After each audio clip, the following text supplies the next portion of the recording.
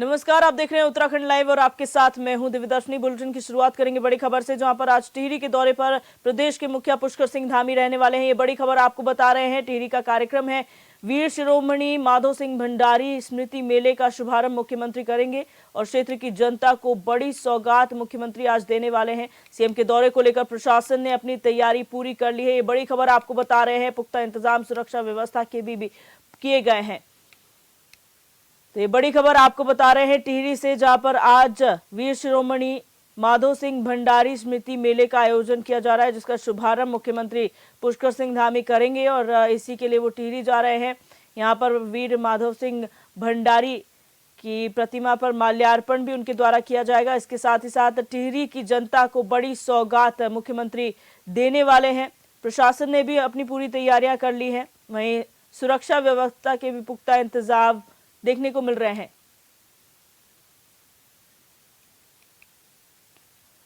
और अरुण सैनी हमारे संवाददाता हमारे साथ फोन लाइन पर जुड़ चुके हैं। अरुण, जानकारी चाहेंगे, आज टिहरी के दौरे पर मुख्यमंत्री रहने वाले हैं, क्या कार्यक्रम प्रस्तावित उनके हैं यहाँ पर? जी दिव्या, बिल्कुल मुख्यमंत्री पुष्कर सिंह धामी आज टिहरी के दौरे पर रहने वाले हैं और 12:30 बजे मुख्यमंत्री पुष्कर सिंह धामी टिहरी के मलेथा में पहुंचेंगे, जहां पर मुख्यमंत्री पुष्कर सिंह धामी वीर शिरोमणि माधव सिंह भंडारी की मूर्ति पर माल्यार्पण भी करेंगे और इसी के साथ ही वीर शिरोमणि माधव सिंह भंडारी की याद में वहां पर मेला लगता है। इस मेले के शुभारंभ कार्यक्रम में भी मुख्यमंत्री पुष्कर सिंह धामी प्रतिभाग करेंगे। वीर माधव सिंह भंडारी को एक मसीहा के रूप में याद किया जाता है और गढ़वाल के मसीहा के रूप में उन्हें याद किया जाता है। करीब 400 वर्ष पहले पहाड़ का सीना चीर करके अपने गांव तक नदी का पानी उन्होंने लाया था और इसके लिए जो है उन्हें वहां पर उनका काफी जो है मेला भी लगता है और इसी के साथ ही उन्हें एक मसीहा के रूप में याद किया जाता है। ऐसे मुख्यमंत्री पुष्कर सिंह धामी इसी कार्यक्रम के तहत जो है टिहरी में पहुंचेंगे और इस दौरान कई बड़ी सौगात भी टिहरी को मुख्यमंत्री पुष्कर सिंह धामी वहां पर दे सकते हैं। इसी के साथ साथ ही सुरक्षा व्यवस्थाओं को लेकर भी पूरे पुख्ता इंतजाम मुख्यमंत्री के दौरे को लेकर किए गए हैं। जिला प्रशासन, पुलिस प्रशासन के द्वारा तमाम व्यवस्थाएं जो है वहां पर बनाई गई है, चाहे वो ट्रैफिक व्यवस्था हो या सुरक्षा व्यवस्था के तमाम पुख्ता इंतजाम जो है पुलिस प्रशासन के द्वारा किए गए हैं। अच्छा, यहाँ पर कौन सी ऐसी योजनाएं हैं जिनकी सौगात यहाँ पर देने जा रहे हैं मुख्यमंत्री टिहरी वासियों को? जी दिव्या, बिल्कुल देखिए, कई ऐसी सौगातें हैं जो मुख्यमंत्री पुष्कर सिंह धामी टिहरी के वासियों को दे सकते हैं, चाहे वो गांव में तक सड़कों का निर्माण हो, सड़क जो खराब है उनके डामरीकरण का मामले हो, इसी के साथ साथ ही अन्य व्यवस्थाएं हो। तो इन तमाम ऐसी योजनाएं हैं जिनके लिए जो है मुख्यमंत्री पुष्कर सिंह धामी वहां पर सौगात टिहरी वासियों को दे सकते हैं। जी, बहुत शुक्रिया अरुण जानकारी के लिए।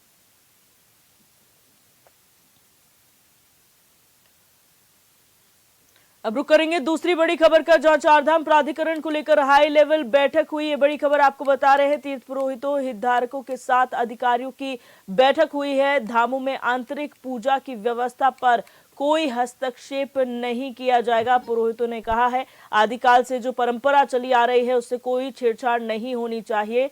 सरकार ने पहले चारधाम की धारक क्षमता को बढ़ाने का फैसला लिया था और बैठक में पर्यटन सचिव ने प्राधिकरण के प्रारूप को लेकर जानकारी दी है। अंतिम ड्राफ्ट के अध्ययन के बाद ही महापंचायत अंतिम फैसला लेगी। तो ये बड़ी खबर आपको देहरादून से बता रहे हैं, जहां पर चारधाम प्राधिकरण को लेकर एक हाई लेवल बैठक हुई है।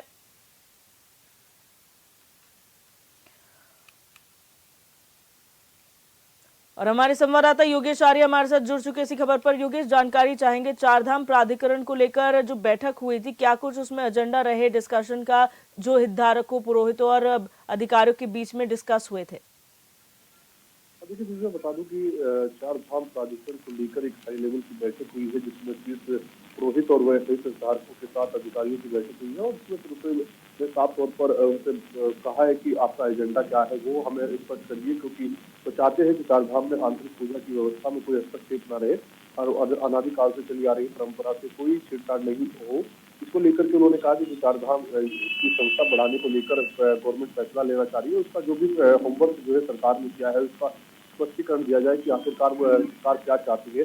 तो उसी को लेकर जो बैठक में मौजूद जो सचिव थे, पर्यटन सचिव, उन्होंने जो है पूरी जानकारी उनको दी है। साथ ही साथ बद्रीनाथ, केदारनाथ, गंगोत्री धाम में आवागमन की आसान कनेक्टिविटी हो, रजिस्ट्रेशन हो और आम यात्रियों के दर्शन के लिए व्यवस्था हो, पार्किंग की, शौचालय की, स्वास्थ्य की, स्वच्छता की, सुरक्षा की, तो ये तमाम जो है सुझाव है जिनको उसमें रखा गया है और वहाँ पर जो लोग थे जो पुलिस थे और साथ ही साथ वहाँ पंचायत के लोग थे। उन्होंने कहा कि जो भी है वो स्पष्ट किया जाए ताकि इस पर जो है हम अंतरिम फैसला ले सके। उन्होंने स्पष्ट किया है कि हमारी जो भी परंपरा है उसके जो है उसमें कोई छेड़छाड़ नहीं होने दी जाएगी। साथ ही साथ देखिए जो सबसे बड़ी बात क्या है कि वहाँ पर जो व्यापारी है उनको सबसे बड़ी समस्या आती है कि वहाँ पर जब भीड़ होती है तो काफी दिक्कतें सामने आती है। उसको लेकर क्या व्यवस्था की जा रही है उसके लिए भी सुझाव मांगे गए हैं। तो वहाँ पर ये कहा गया है कि पार्किंग की व्यवस्था रहेगी। साथ ही साथ जो है ये लिमिटेशन किया जाएगा कि कितने लोग आएंगे और धारण क्षमता जिस तरह से बढ़ाई जा रही है। पिछली बार देखा गया था कि धारण क्षमता की लिमिट तय की गई थी और उसके बाद जो है फिर वहाँ पर काफी विरोध हुआ था। सरकार ने जो है अपने फैसले को वापस लिया था उसके बाद वहाँ पर। तो अब जो है धारण क्षमता को बढ़ाया जा रहा है और किस तरह से ड्राफ्टिंग तैयार किया जाएगा उसको लेकर के सरकार तय कर रही है और ठीक प्रोसेस से इस चीजों में सुझाव मांगे जा रहे हैं ताकि कल को विरोध प्रदर्शन का सामना जो है वो सरकार को न करना पड़े। जी, जिस तरीके से प्राधिकरण का प्रारूप तय किया गया है, क्या इनकी रिस्पॉन्सिबिलिटी होगी इस प्राधिकरण के अंदर? चारधाम में जो जुड़े हुए, चारधाम से जुड़े हुए जो क्षेत्र हैं, कौन कौन से क्षेत्र इनके अंडर आएंगे प्राधिकरण के?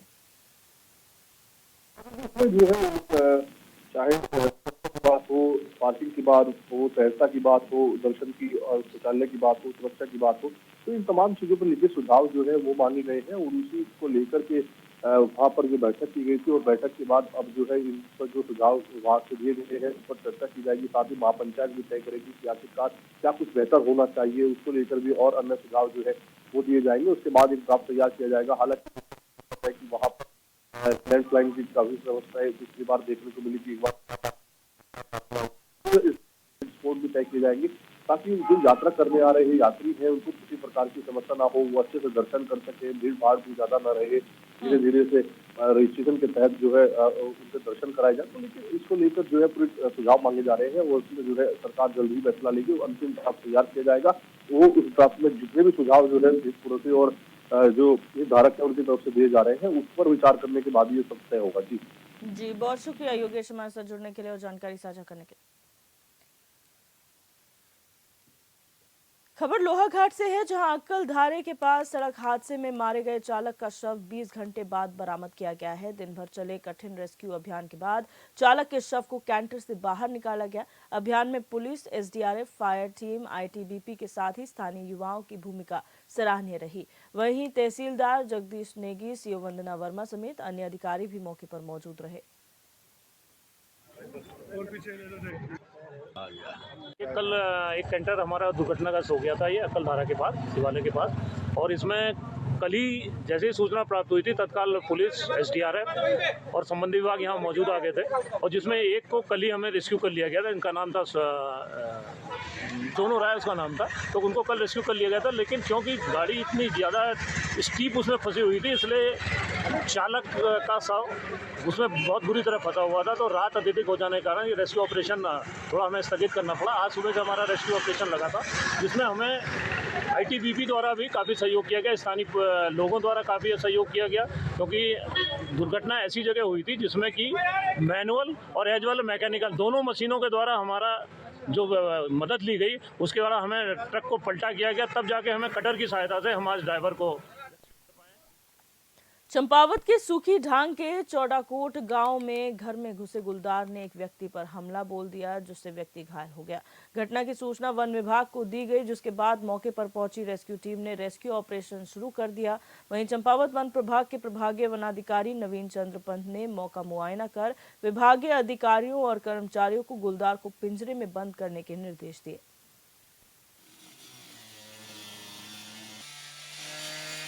आज प्रातःकाल जब सुबह लाल सिंह जी अपने शौच करने के लिए घर से बाहर निकले तो उनके साथ उनका पालतू कुत्ता भी बाहर चला गया। तो बाहर उसका ताक में बैठे हुए गुलदार उनके कुत्ते के पीछे पीछे अंदर घर के अंदर घुस गया। जब कुत्ते को झपटा तो लाल सिंह ने हमला किया तो घर के अंदर वाले कमरे में उनकी पुत्री लीलावती जब कल ही अपने मैके आई थी और उनकी पोती भी थी उनके साथ में, वो सोए थे। तो लाल सिंह को झपटने लगा तो कुत्ते ने उनका बचाव किया। तो उसके बाद बार कुत्ते को थोड़ा बहुत झड़क होने लगी तो अंदर दरवाजा खोल के देखा तो अंदर उनकी लड़की ने दरवाजा खोला बाहर सिराया करके, तो शेर गुलदार अंदर घुस गया और अंदर उनके चापा में कूद लगा। तो उन्हें लिहाज से बता रहे हैं कि अपना बचाव किया। तो गुलदार जो है उनके तीसरी मंजिल में ऊपर जाने का था रास्ता था, वहाँ चढ़ गया सीढ़ी से और उनको लोगों बाहर आकर दरवाजा बंद कर दिया। यह जानकारी थी। हरिद्वार से खबर है, जहां चाइनीज मांझे से युवक की मौत के बाद जिला प्रशासन ने सख्त रुख अपनाते हुए कार्रवाई तेज कर दी है। जिलाधिकारी कमेंद्र सिंह और एसएसपी प्रमेंद्र सिंह डोभाल के निर्देश पर ज्वालापुर समेत कई क्षेत्रों में दुकानों और गोदामों पर ताबड़तोड़ छापेमारी की जा रही है। कार्रवाई के दौरान चाइनीज मांझा रखने वालों के खिलाफ संबंधित धाराओं में मुकदमा भी दर्ज किया जा रहा है। उप जिलाधिकारी अजय वीर सिंह ने जानकारी देते हुए बताया कि पहले भी कई दुकानों को नोटिस जारी किए गए थे, लेकिन इसके बावजूद कुछ दुकानदार चाइनीज मांझा बेचने से बाज नहीं आ रहे हैं। उन्होंने साफ कहा है कि इस तरह की गतिविधियां किसी भी कीमत पर बर्दाश्त नहीं की जाएंगी।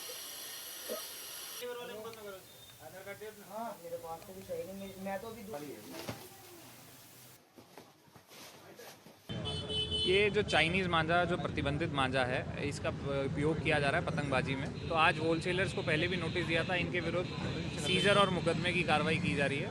तो इसमें अभी ज्वालापुर क्षेत्र में विभिन्न जो होलसेलर हैं इनके यहाँ छापा मारा गया है, तो अवैध मांझा पकड़ा गया है, वहाँ पे मुकदमे की कार्रवाई तथा सीजर किया जा रहा है। कुछ लोगों को अभी पूछताछ की जा रही है, इसमें जो संबंधित सेक्शंस के हिसाब से उस पर कार्रवाई की जाएगी। ये जिलाधिकारी महोदय के निर्देशों के क्रम में जगह जगह छापेमारी की कार्रवाई की जा रही है। जहाँ से भी चाइनीज़ मांझा बरामद किया जा रहा है वहाँ पे उसको सील करा जा रहा है ताकि नष्ट कर सकें।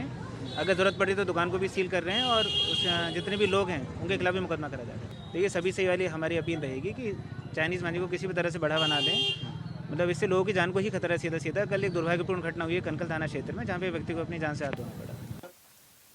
और मनोज कश्यप हमारे संवाददाता हमारे साथ फोन लाइन पर जुड़ चुके। मनोज, जानकारी चाहेंगे, चाइनीज मांझे के खिलाफ कितनी कार्रवाई अभी तक हरिद्वार में हो चुकी है?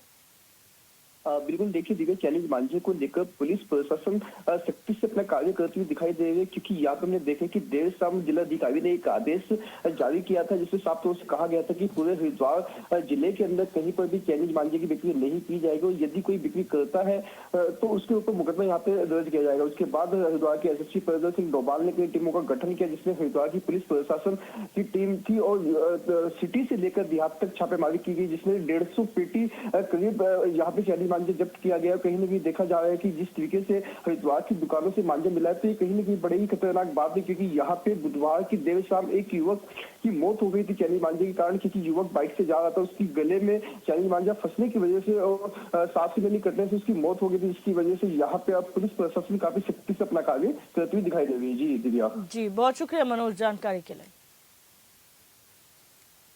उत्तराखंड में 23 जनवरी को निकाय चुनाव की वोटिंग है। जाहिर है चुनाव प्रचार के लिए कम ही वक्त बचा हुआ है।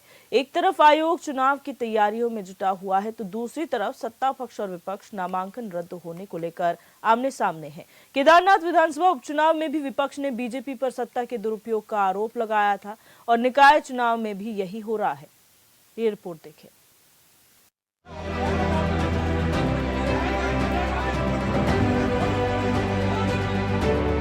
राजनीति करने वालों के लिए डर हो सकता है, लेकिन लोकतंत्र में ये डर कहीं से भी सही नहीं है।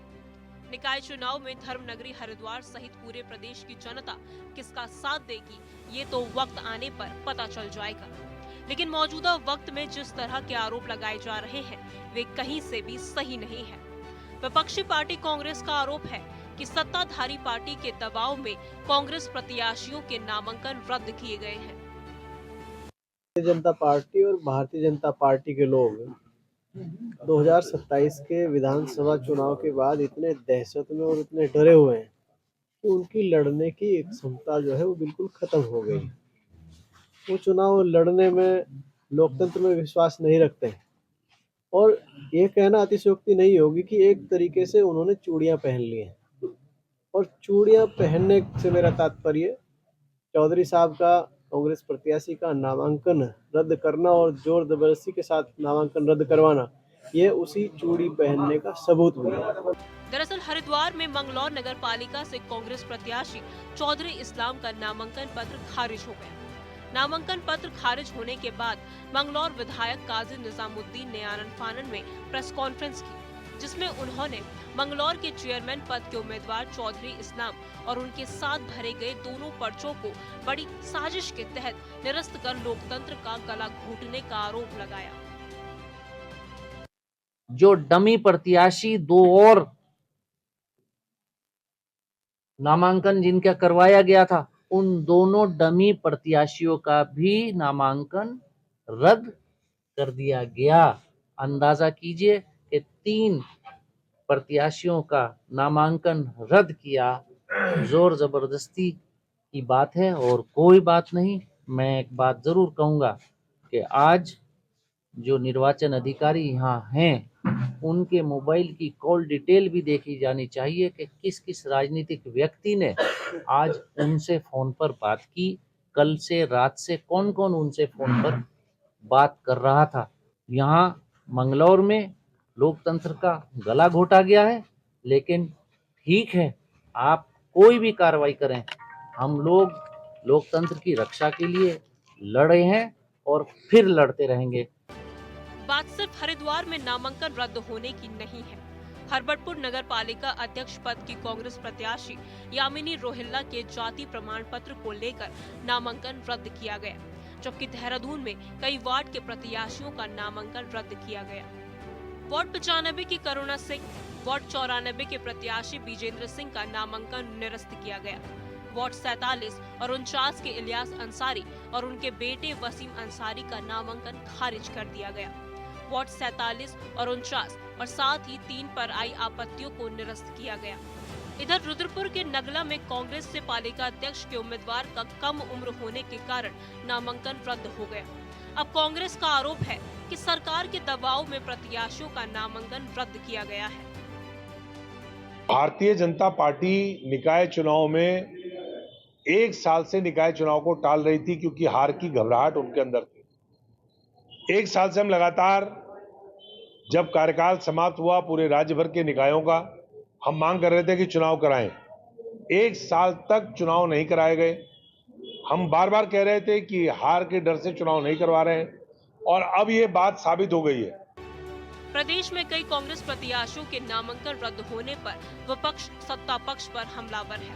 विपक्ष का कहना है कि बीजेपी हार के डर के कारण नामांकन रद्द कर रही है।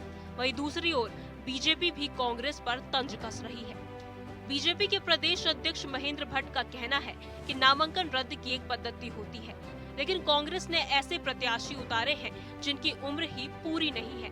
ऐसे में कांग्रेस इस तरीके का कार्य करके अपनी हार को दर्शा रही है। देखिए, मुझे बताते खुशी है कि जो संकेत हमको प्राप्त हो रहे हैं, लगभग भारतीय जनता पार्टी के ऐसे कार्यकर्ता जो इच्छुक थे टिकट के, लेकिन टिकट का निर्णय नहीं हुआ। मैंने हमारे संगठन से भी कार्यकर्ताओं से वार्ता की है और सायंकाल तक स्थिति बहुत स्पष्ट हो जाएगी। हमारी कोशिश है कि लगभग सभी स्थानों में भारतीय जनता पार्टी के जो प्रत्याशियों के पक्ष में सब लोग नामांकन वापस ले लें और उसके परिणाम से आज सायंकाल तक आ जाएंगे। अभी तक की हमारी जानकारी के अनुसार है कि लगभग कल 25 की संख्या जो निकल कर आई थी, वो ठीक उससे भी कम की स्थिति में हम कल तक ले आए थे। बातचीत हमारी हो चुकी थी। 8-10 लोगों के से हमारी आज वार्ता प्रातःकाल से चल रही है, लेकिन मैं कह सकता हूँ कि सायंकाल तक संभवतः पहले 7% या 90% अधिक लोग अपना नाम वापस ले लेंगे। आरोपों की राजनीति के बीच कांग्रेस में विवाद थम नहीं रहा है। पार्टी की अंदरूनी लड़ाई सतह पर है। पिछले दिनों कांग्रेस नेता बिट्टू कर्नाटक के पार्टी छोड़ने पर कांग्रेस के वरिष्ठ नेता मथुरा दत्त जोशी ने पार्टी नेताओं की कार्यशैली को सवालों के घेरे में लाकर खड़ा कर दिया। मथुरा दत्त जोशी ने कहा कि बिट्टू कर्नाटक हरीश रावत के करीबी हैं और बिट्टू कर्नाटक का कांग्रेस छोड़ने की वजह हरीश रावत से पूछी जानी चाहिए। बिट्टू कर्नाटक जी को, चूंकि वो हरीश रावत जी के सबसे करीबी व्यक्ति है, मैं भी हरीश रावत जी का बहुत करीबी रहा हूँ, आज भी मैं उनका सम्मान करता हूँ। इस बात का जवाब माननीय हरीश रावत जी को देना चाहिए। मेरे हिसाब, मेरी राय है हरीश रावत जी को, वो जो अन्याय हम जैसे कार्यकर्ताओं के साथ हुआ है, वो ट्वीट तो सबके लिए तो करते हैं, लेकिन हम जैसे कार्यकर्ताओं के लिए मुंह नहीं खोलते हूँ। उनको जरूर हमारी बात में गौर करना चाहिए और हम लोगों के साथ न्याय करना चाहिए। कांग्रेस में मतभेद की खबर है, तो वहीं दूसरी तरफ से बीजेपी के प्रदेश अध्यक्ष महेंद्र भट्ट का कहना है कि बीजेपी में नई पीढ़ी को मौका दिया जा रहा है। मुख्यमंत्री पुष्कर सिंह धामी युवा मोर्चा के अध्यक्ष रहे, वे खुद युवा मोर्चा के अध्यक्ष हैं। गजराज, वे भी युवा मोर्चा के अध्यक्ष हैं और सौरभ थपियाल भी युवा मोर्चा के अध्यक्ष रहे।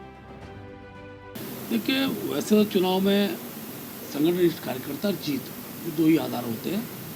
लेकिन मुझे खुशी है कि हमने उत्तराखंड के अंदर एक नई पीढ़ी को, खासतौर पर मैं कहूँ तो पुष्कर सिंह धामी जी युवा मोर्चे के अध्यक्ष, मैं युवा मोर्चे का प्रदेश अध्यक्ष, गजराज जी हमारे युवा मोर्चे के अध्यक्ष हैं और सौरभ थपलियाल युवा मोर्चे के अध्यक्ष हैं। तो मैं कह सकता हूँ कि दो पूर्व अध्यक्ष युवा मोर्चे के उस सीमा तक हैं, तो दो पूर्व अध्यक्षों को अवसर मिला है।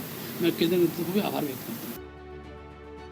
किसने युवाओं को मौका दिया और किसने नहीं, ये चर्चा का विषय है। इन सब के बीच आरोपों की राजनीति में कौन सच बोल रहा है और कौन झूठ, ये कहना मुश्किल है। लेकिन जिस तरह के एक दूसरे पर आरोप लगाए जा रहे हैं, वे कहीं से भी सही नहीं है। 23 जनवरी को वोटिंग है और उससे पहले नामांकन पत्रों को लेकर ही सत्ता पक्ष और विपक्ष आमने सामने है। लिहाजा ये कहना गलत नहीं होगा, आगे राजनीति अभी भी बाकी है।